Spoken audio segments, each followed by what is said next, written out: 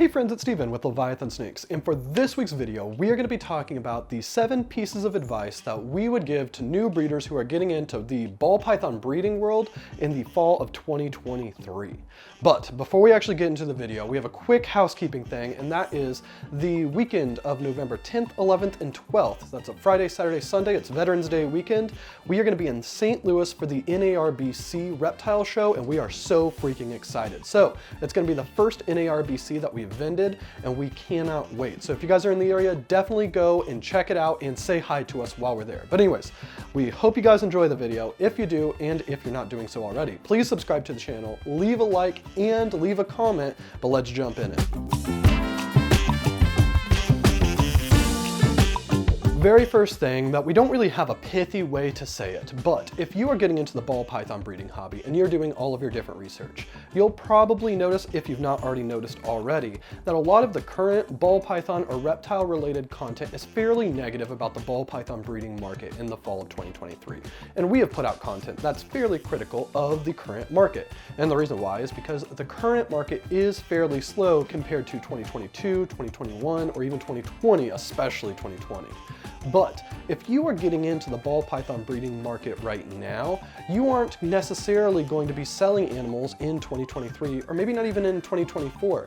Instead, you have 2, maybe 3, maybe even 4 years, depending on exactly how quickly your animals grow, before you are really producing animals. And because of that, you're going to be in a completely different situation. So just because there's a lot of content that's negative right now, doesn't mean that that same situation is still going to apply 3 years from now. And in addition, I actually feel like that for a buyer, this is the best time to get in, because you can get such amazing animals, such genetically powerful animals for a fraction of what they would have cost last year, or especially the year before. So you can start off with a better foundation, a stronger foundation to build up your ball python breeding operation now for less money than pretty much anybody who got in during the last few years. Last point on this one is, right now, sales are significantly slower, especially for people who didn't put in the work to market their businesses beforehand. So you'll see, probably a lot right now, people getting out of the ball python breeding hobby. And I think that this is, for people who are coming in, actually a pretty good thing, because by the time that the new breeders are producing animals 3 years from now, there won't be as much competition, so it will be easier to sell them. So anyways, all of these things said, is even though a lot of the current content is fairly negative, I actually think it sets up buyers really, really well.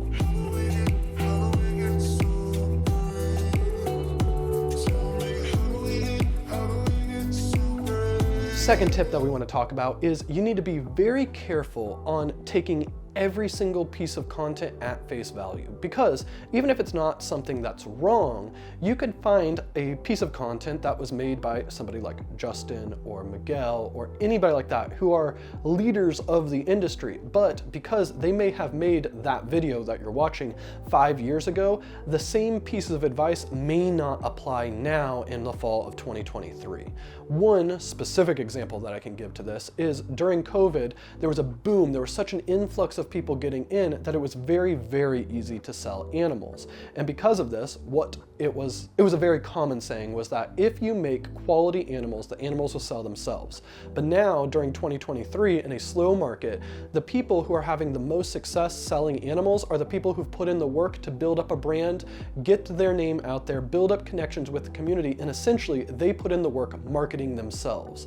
If they had taken the advice that the animals will sell themselves and they never worried about marketing themselves on social media, they probably would have ended up in the situation where they can't sell their animals during a down market, and it can be really, really discouraging and put you in a bad position that might ultimately push somebody out of the hobby because they're not able to sell the animals that they were told if they make quality animals, they'll sell themselves, and it turns out that that phrase just wasn't true.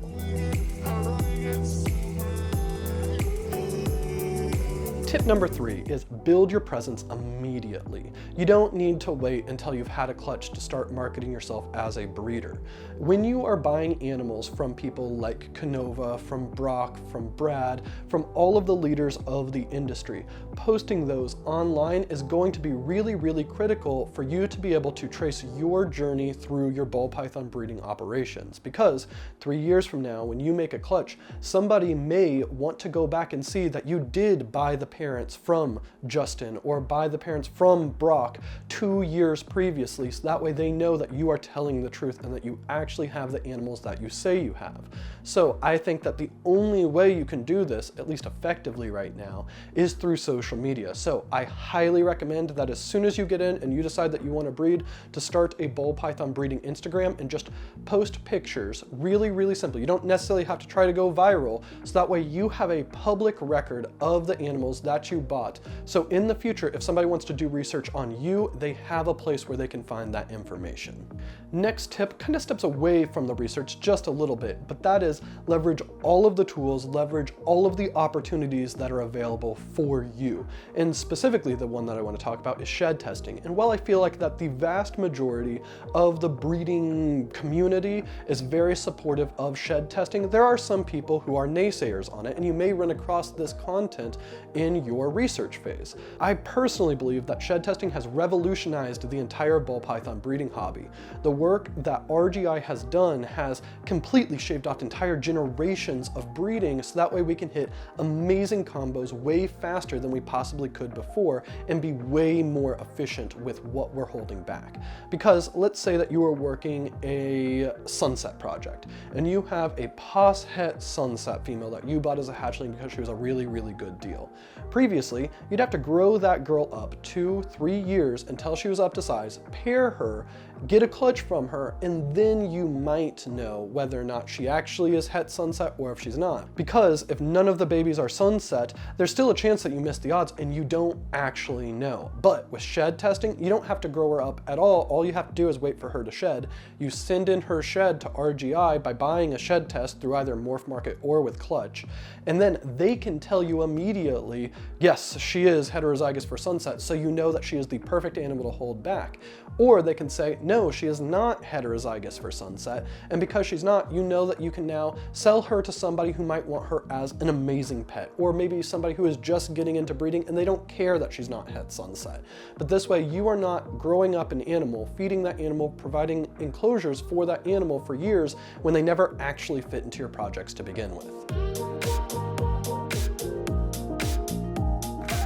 Next tip, jumping back to the research side of things. I think it is so important to get your information from a wide range of sources. So not only should you be going to different individual people, so you want to watch videos from Justin, you want to watch videos from Ozzy, things like that to see how they do things differently from person to person. I also think that it's really important to look at entire different spheres of the reptile hobby, because a high-end ball python breeder is going to look at the ball python breeding hobby in a different lens than somebody who is a pet tuber and only wants to keep them as amazing, beautiful pets as a companion. And both of these options are amazing ways to go about the ball python breeding hobby, or anywhere in between.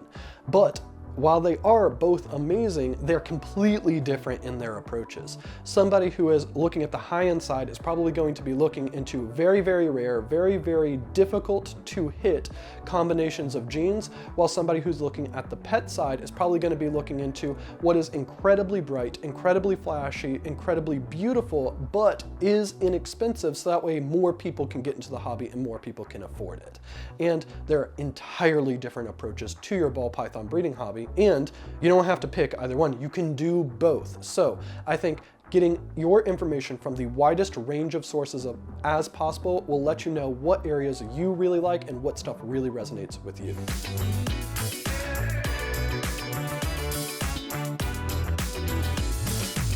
Last research tip, and then we're going to end the video with a marketing tip. And the research tip is that it is overwhelming to see all of the different things, all of the different morphs on MorphMarket, and there's so much to learn about the ball python breeding hobby, it can make new breeders feel lost. So while I do think that it is possible to learn it on your own, I think that it's a really, really good idea to find somebody who's more experienced to help guide you. But if you don't have that, the way that I would advise to do it is to break it into more manageable chunks. So that way maybe 1 week you're gonna focus on researching the process of breeding the animals specifically.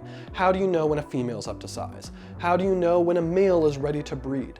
How do you get an animal to lock with the other animal? Things like this. And then after you're confident on that topic, you can move to another one. Maybe your next topic is how do you build awareness for your reptile brand on social media? So on and so forth. And as you learn each topic throughout your journey, eventually, maybe 2-3 years from now, you'll end up having animals and you will be experienced enough and you'll have enough knowledge to tackle that aspect of the ball python business effectively.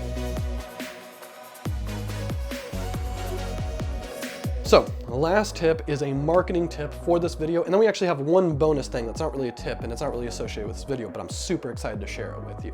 Anyways, so the marketing tip is that when you are getting into the high-end side of ball pythons, when you're selling animals that are $5,000 plus, having a name is so important because there's so much trust that goes into buying an animal or buying an animal from somebody for $5,000, $10,000, $15,000 and then having them ship that animal in the mail. So being able to network within the hobby, that's essentially the tip, is network immediately. Build your reputation, become part of the community immediately. So that way, when you do have those amazing animals to sell, you don't necessarily run into the challenge of people not wanting to buy from you because they've never heard of you before. This doesn't mean that you need to be viral. This doesn't need to be that you're like a YouTube famous celebrity in the ball python world, but simply going into a lot of the popular ball python lives, being active in the chat, commenting on people's pictures on Instagram, having conversations in direct message, meeting people at local shows or at national level shows, all of these things are so important into cementing yourself in the ball python community. So that way, when you do have those amazing animals for sale, you have people who know you and can vouch for you.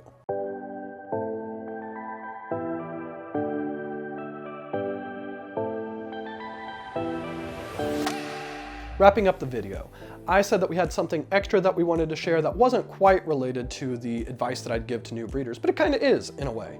And that is on December 1st, 2023, we are going to be premiering the 15 minutes, a ball python documentary video that we've been working on for the last year. So we have lots of the most amazing, best people in the hobby who took part of this documentary, and we are so excited to share it with you guys. It is part history, part guide to getting into the ball python breeding hobby right now in 2023, but the storyline of it, the plot of it, deals with the 2022 15 Minutes of Lame contest. And I am so freaking excited for you guys to see it. So right now we have a little bit of a trailer that we're gonna share, and then we're gonna go ahead and jump out of here, and we will see you next week.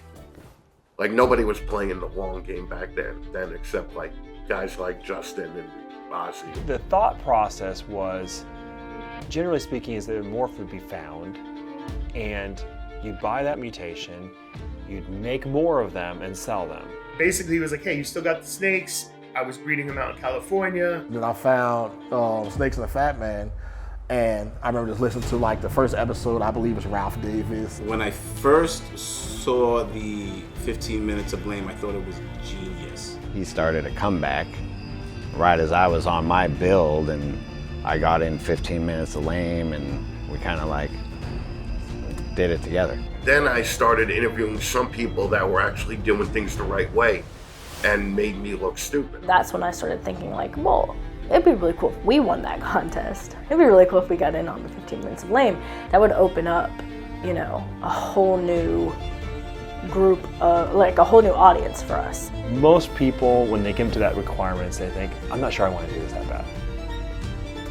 That's the difference maker, in my opinion, of who succeeds and who doesn't.